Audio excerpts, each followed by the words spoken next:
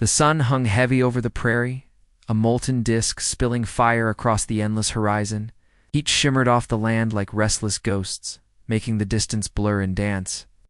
Dust rose in lazy spirals, where the wind worried at the earth, and the silence stretched so wide that even the cry of a hawk seemed swallowed by it. Through that lonely expanse rode a man whose very presence seemed stitched to the desolation in coal. A cowboy with no place to call home and no soul who would wait for him at dusk. His horse, a weathered bay named Whiskey, plodded forward with the patience of an animal long used to hard miles.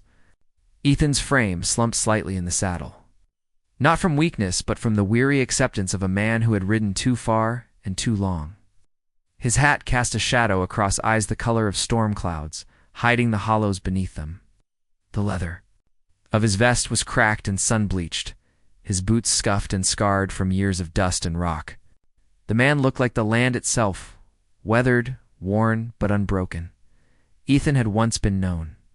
Towns had whispered his name with both fear and respect. His draw was quick, his aim true, and his temper slow but deadly when roused. There had been saloon doors that swung wide when he walked in, poker games that froze when his boots thudded against the floorboards, women who stole glances from behind fans or whiskey glasses.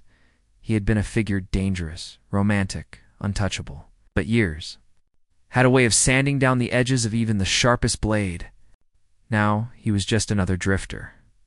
What haunted him most wasn't the guns he had drawn. It was the men he had killed, or even the blood that had once stained his hands so deeply it seemed to seep into his dreams. What haunted him was her, Clara Jameson. The name was a whisper on the dry wind, a ghost he carried with him no matter how many miles he rode. She had been the daughter of a rancher, raised among cattle and open skies, with a spirit as fierce as it was tender. Her laughter had once been the brightest sound in Ethan's world, chasing away the darkness that clung to him. She believed in him when no one else did. Believed he could be more than the violence that followed him like a shadow. Believed there was goodness left in him worth saving, but belief was a fragile thing, and Ethan, broken as he was, had shattered it. He had left her, not because he didn't love her, God help him. He loved her more than life itself, but because he did. Had seen too much, lived too close to death. Men like him didn't get to keep things as pure as Clara. His enemies would have hunted her, used her as a blade against him. Yes. So one cold dawn, without a word, he rode away.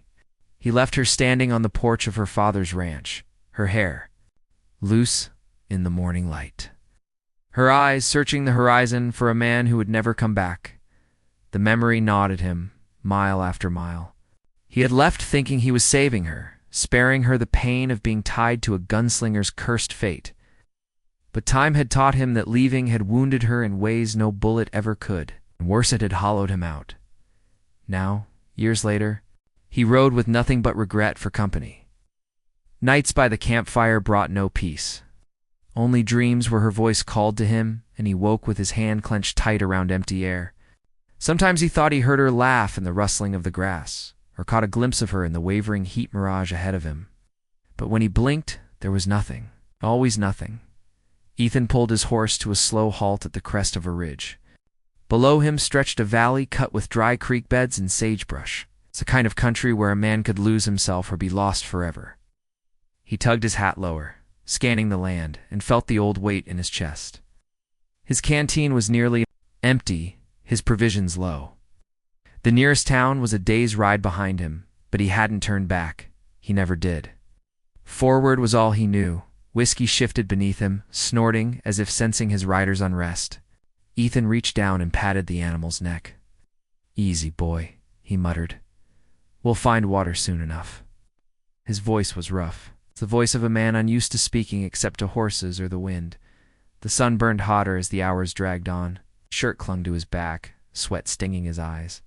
He adjusted in the saddle, feeling the familiar ache in his ribs from an old fight, the dull throb in his shoulder, where a bullet had once grazed him. Every scar told a story, and none of them were stories he wished to remember. As the land stretched before him, his thoughts drifted unbidden to a different kind of scar, the one no eye could see. Clara's face lit by lantern glow, her hands brushing his as she whispered promises of tomorrow, eyes brimming with tears when she realized he was leaving. The way she had called his name, once, twice, 3 times, until her voice cracked against the morning air. He had ridden harder than ever that day, not to escape his enemies, but to escape himself. Now, no matter how far he rode, he couldn't escape the memory of what he had done. The prairie wind carried a lonely sound, Coyote's distant cry, sharp and mournful. Ethan closed his eyes briefly, the sound cutting through him like a reminder. You are alone. Always alone. He opened them again and nudged Whiskey forward. Ahead, the land shifted subtly. The ridges grew higher, the earth redder, the silence deeper. Ethan didn't notice at first that he was crossing into ground not meant for him. Sacred land, the kind where the air seemed heavier, where even the birds grew quiet, where a man's presence felt like trespass. But Ethan was too lost in thought to bound up in ghosts. To heed the signs, he was the lone rider, and fate, though patient, had not forgotten him. The afternoon sun had mellowed, dipping lower in the wide western sky, but the heat still clung to the air like a fever. Ethan Cole urged Whiskey onward, though his horse's sides heaved with the long day's burden. The land around them had changed so subtly at first he almost missed it. The grass grew sparse, giving way to patches of bare earth and sandstone. Jagged outcrops rose like teeth gnawing at the horizon, and the wind that had once danced freely across the prairie now seemed to hush. As though unwilling to disturb the silence, Ethan squinted at the ridges ahead. He wasn't a man prone to superstition, but something in this country prickled the back of his neck. It was too still, too watchful. He shifted in the saddle and let his hand hover near the worn grip of his revolver. Old habit, not fear, but the unease didn't leave him. Don't like it either, do you, boy? He murmured to Whiskey. The horse flicked an ear but kept moving. A hawk wheeled above them, its shadow gliding across the red stone. Eyes followed it, noting how the bird circled, how it cried once, sharp and distant, before vanishing beyond a ridge. That sound lingered in the quiet, a single note of warning swallowed by the heavy air. By the time Ethan realized what ground, he rode on. The sun had slipped further, painting the land in deep amber. He reined Whiskey to a stop and sat still, scanning the valley. Symbols carved into stone caught the last light a spiral sun, a handprint the etched figure of a running deer.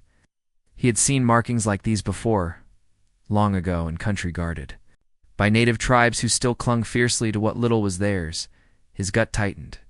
He knew the stories. This was sacred land, ground not meant for boots like his. To ride here uninvited was to spit on tradition, to risk wrath that came swifter than lawmen's justice. For a long moment he considered turning back. But where would he go? He was already miles from the trail, low on water, ribs aching from the long ride. Behind him stretched emptiness. Ahead lay the unknown. Forward was all he knew, so he nudged Whiskey onward, slower this time, more cautious. He touched the brim of his hat out of respect, though no one was there to see it. Maybe it would matter, maybe it wouldn't. The land grew stranger, the deeper he went. Towers of red rock loomed overhead, casting long shadows across narrow passes. The air cooled, scented faintly with sage and stone. A trickle of water ran through a gully, just enough for Whiskey to lower his head and drink. Ethan knelt beside him, splashing a handful across his face. The water was cool, startling against sunburned skin, and for a fleeting moment he felt almost human, again less ghost, less outlaw. But peace was not what the land offered him. As dusk crept closer, Ethan's body began to betray him. The ache in his ribs grew sharper, stabbing with each breath. His vision blurred at the edges, turning ridges and stones into wavering shapes. He pressed a hand against his side and felt the deep throb of an old wound protesting the day's hard. Miles, he gritted his teeth, willing himself forward. He had weathered worse. Pain was an old companion. Then it happened. Whiskey stumbled on loose stone, the slip sudden and jarring. Ethan jerked in the saddle, lost balance, and fell hard against the ground. A cry tore from his throat as agony seared through his ribs. Dust filled his mouth, sharp and bitter. The sky spun above him, blue, fading to purple as evening gathered. For a moment he lay there, stunned, listening to the pounding of his own heart. Whiskey whickered nearby, circling anxiously. Ethan forced himself onto an elbow, groaning. Every movement sent fire lancing through his chest. He cursed low, a rasp of frustration and pain. The sacred land loomed around him, silent and unmoved by his struggle. He tried to rise, failed, tried again. His legs wobbled, his body trembling like a man twice his age. He leaned against his horse, chest heaving, and managed a few ragged steps before his knees buckled once more. Darkness rushed at the edges of his vision, and in that darkness came memories. Clara's face lit by lamplight, eyes wide with sorrow as she begged him not to leave, her hand on his arm warm and trembling. The sound of her voice, "Ethan, don't go. We can face it together." But he had gone, and he had turned from her, left her standing with tears streaking her cheeks. He had ridden away into the dawn because he believed it was the only way to save her from the ruin his life brought. That memory clawed at him now, as sharp as the pain in his ribs. He blinked hard, fighting the pull of unconsciousness. "Not yet," he muttered. His voice was barely more than a whisper. The land around him felt alive. Shadows lengthened into strange forms. The carved symbols seemed to watch him, as if judging whether he deserved mercy or death. He had always known the frontier held places where a man's soul felt exposed. This was one of them. The wind rose suddenly, swirling dust. Across the ground, it howled low through the rocks, carrying with it a sound Ethan couldn't quite name. Not words, but something like them. A whisper of fate, a reminder that no man could outrun what waited for him. He staggered once more and collapsed near the gully's edge, his cheek pressed against the cool earth, the scent of sage sharp in his nostrils. He tried to push up, but found no strength left. Whiskey stood over him, nudging his shoulder. But even that comfort felt distant. The sky above blurred into a wash of twilight colors: indigo, rose, fading gold. Stars began to prick the horizon.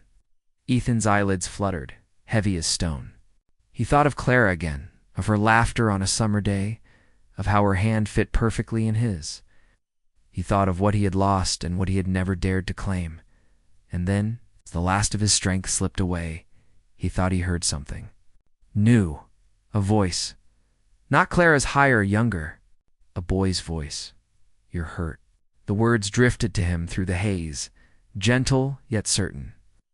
His eyes cracked open, and through the blur of dust and dusk, he saw a figure small, standing a few feet away. A boy, no older than 10, holding a stick like a weapon. His hair tousled, his eyes steady. Ethan blinked, the world swimming, and for the first time in years he felt something strange stir in his chest. Not fear, not regret. Something softer. Something he hadn't dared feel. The first thing Ethan felt was the ground. Hard, unforgiving. Stone dug into his ribs, and a cloud of dust wrapped around him like a shroud. He tried to breathe, but the breath caught sharp and ragged, like broken glass tearing through his chest. His body twisted in protest when he shifted, and a cry broke loose before he could swallow it down. Whiskey's hooves clattered nervously nearby. The horse pawed at the earth, snorted, and lowered his great head, as if urging Ethan to rise. The man who had weathered bullets, knives, and 100 hard miles could not summon the strength. The fall had rattled more than his bones. It had cracked something deeper. Ethan closed his eyes, grit clinging to his lashes. In the darkness behind them, memories flooded. Clara's face, first all, was her face. Her lips trembling when she whispered his name the morning he left. Her hand reaching for him, fingertips just shy of his sleeve. The sound of her breath hitching. When he spurred his horse away, that memory burned hotter than any wound, sharper than any blade.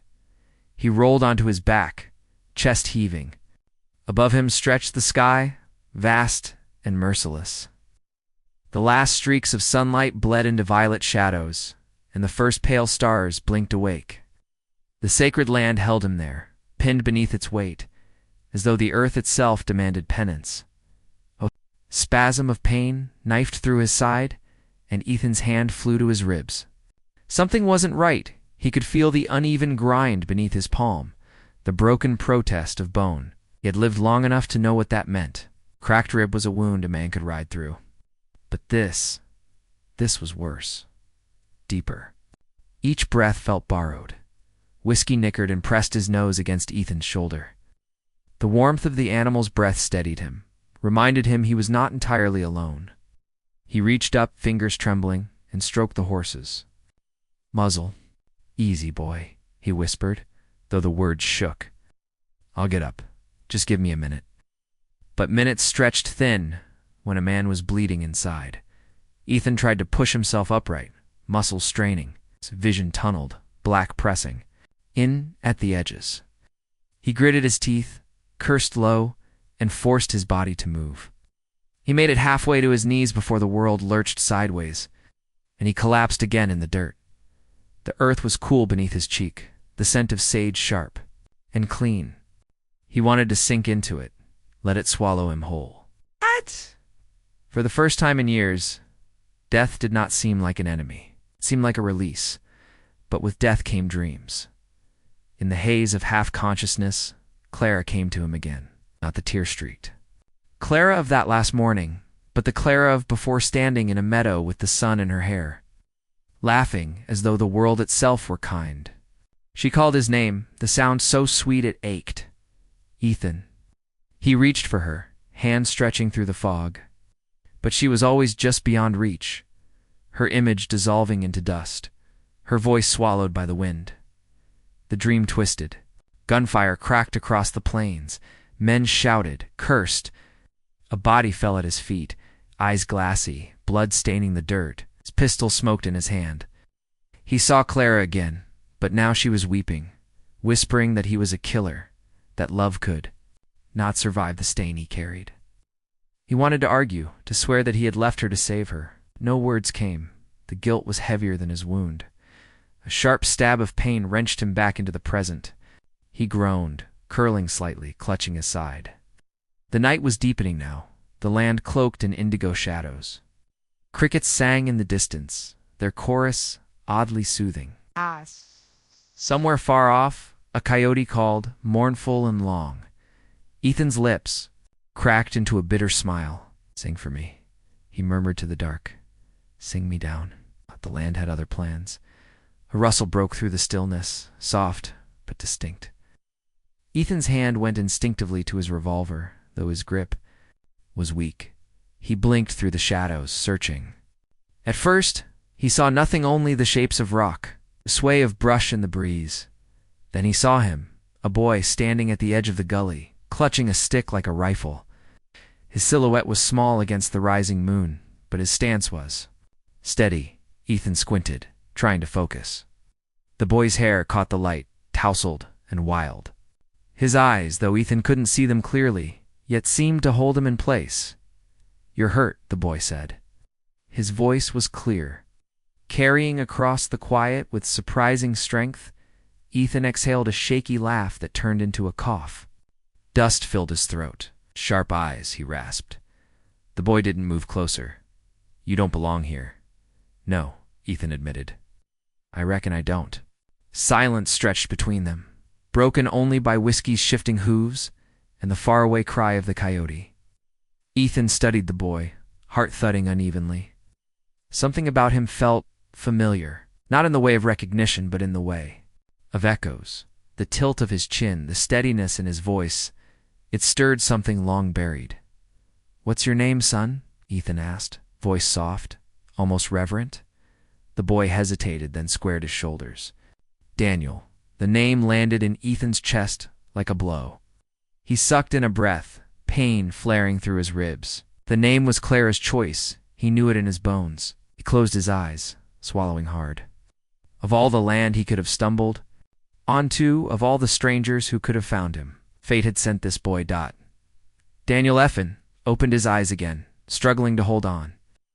His hand trembled on the revolver grip, not from fear, but from the weight of realization. The past had found him, and it wore the face of innocence. The boy lowered his stick slightly, his gaze softening. "You need help."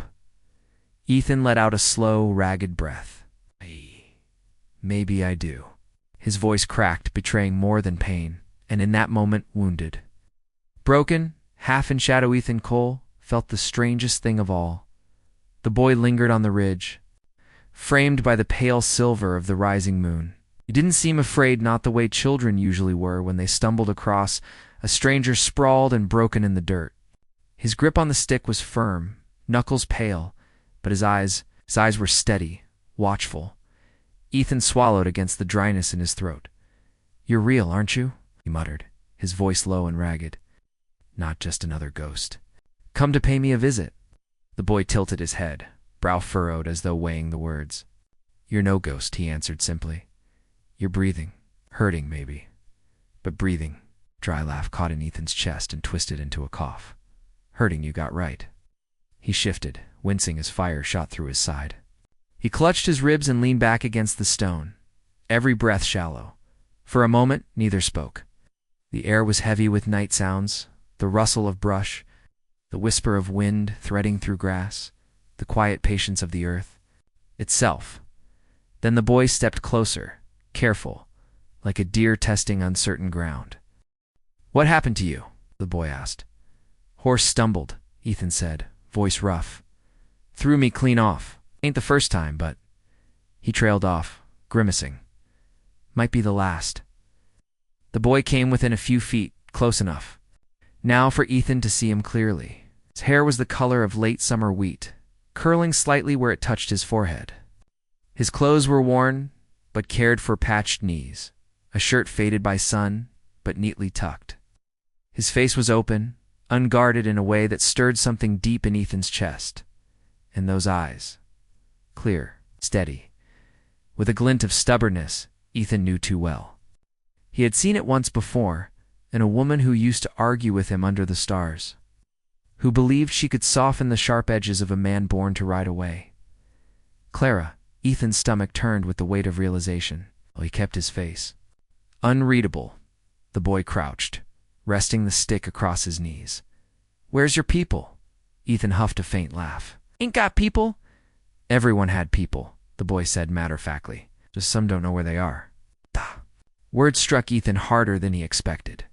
He looked at the boy, studying the sharp earnestness in his expression. "And you? Where's yours?" The boy hesitated, gaze dropping. His fingers tightened on the stick. "My ma's close," he said finally. "She'll be looking for me." Soon, Ethan let the silence stretch. The boy's voice carried no mention of a father. He knew better than to press, but the omission dug at him all the same. Pain lanced through his ribs, forcing his eyes shut for a moment. He sucked in a shaky breath, trying not to let the groan escape. When he opened them again, the boy was watching him with quiet intensity. "You're bad hurt," the boy said softly. "You won't make it through the night if you stay here." Ethan managed a crooked smile. "Sounds about right." But the boy didn't smile back. Instead, he sat down his stick and pulled a canteen from his belt, uncapped it with clumsy fingers and held it out. "Here, drink." Ethan stared at it. 1,000 thoughts twisted in his mind, suspicion, pride, the instinct to refuse. But his throat burned, and his body trembled with the effort of simply breathing. Slowly, with hands shaking more than he liked, he took the canteen.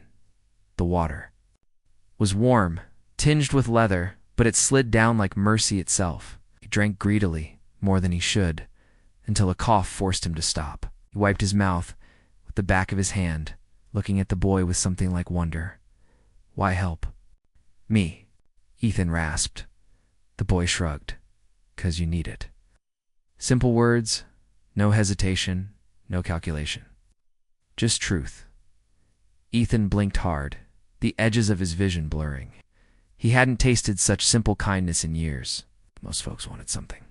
In return, a coin, a favor, a promise, but this boy had given freely. "What's your name again?" Ethan asked, though he hadn't forgotten.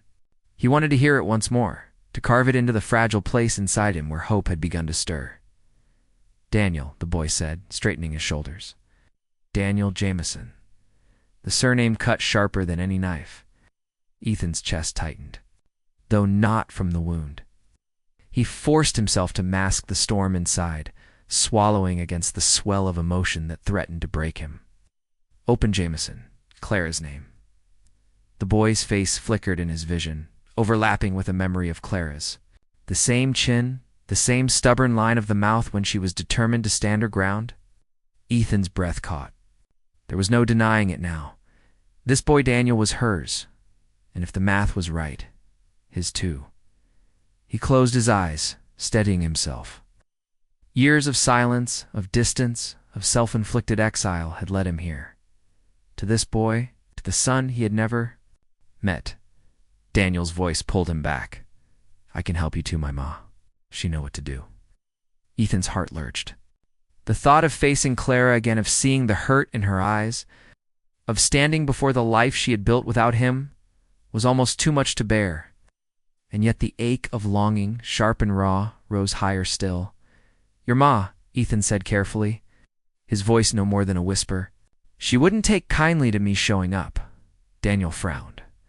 She helps everyone, even folks she don't know. She won't leave you out here. Ethan stared at him, at the certainty in his voice, at the faith shining so clear in his eyes. Faith in a woman Ethan had once loved so fiercely he'd torn himself apart to let her go.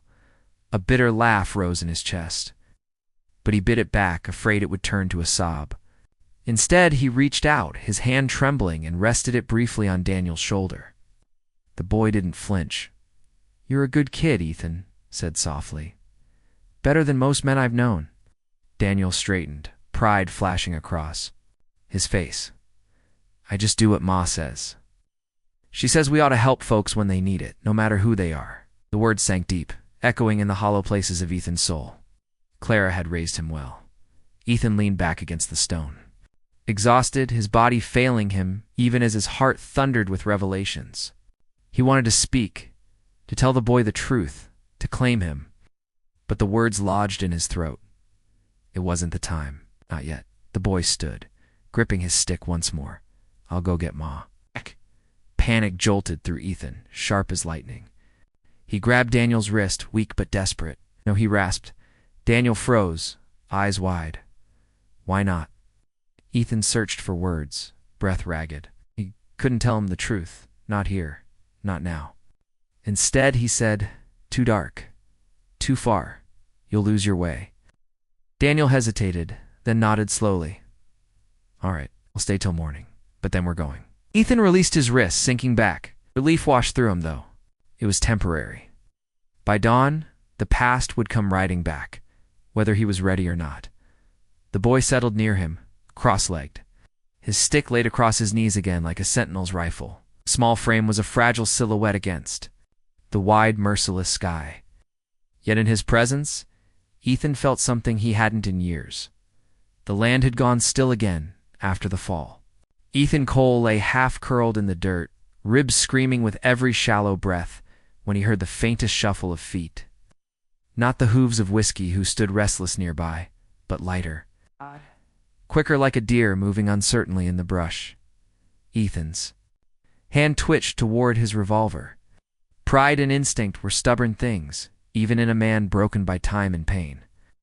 But his fingers trembled, and the grip felt impossibly far away. He exhaled hard, dust clinging to his lips.